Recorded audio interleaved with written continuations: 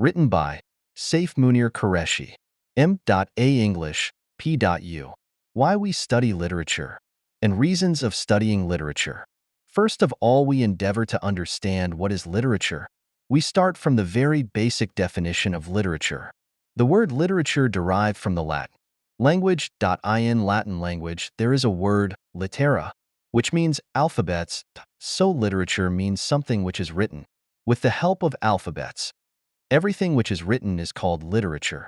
Here the point that is to be noted that everything which is in written form like newspapers, journals, magazines, etc. are not literature because there is no artistic worth in them.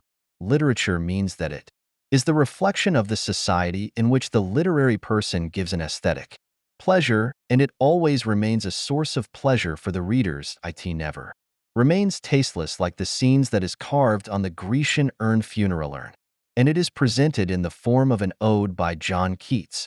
It will always keep a literary taste in it. As John Keats writes in Ode on a Grecian Urn, beauty is truth and truth is beauty. After discussing the literature, we start a debate on why we study literature. There are different reasons about it, which are explained under, but first of all, we discuss the small history of literature. If we talk about the origin of literature, it is as old as the human civilization is. In the early days, it was in the oral form, as we know that people sing songs, but with the passage of time, it became the part of paper.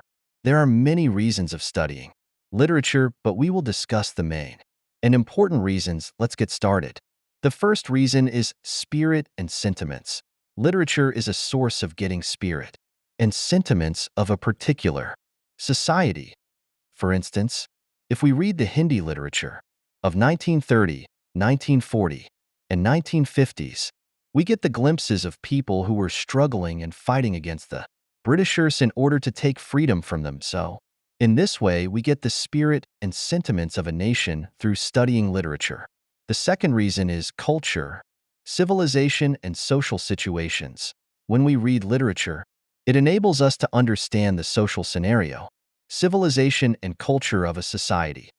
For example, if we read the prologue to the Canterbury Tales, composed by Geoffrey Chaucer, father of English literature, we come to know the social evils, religious corruption, etc. As we read the ecclesiastical characters like the monk, the friar, the wife of Bath, the pardoner, the summoner, were indulged in religious corruption and social evils. These characters are type characters as well, and they symbolize the society of that period of time.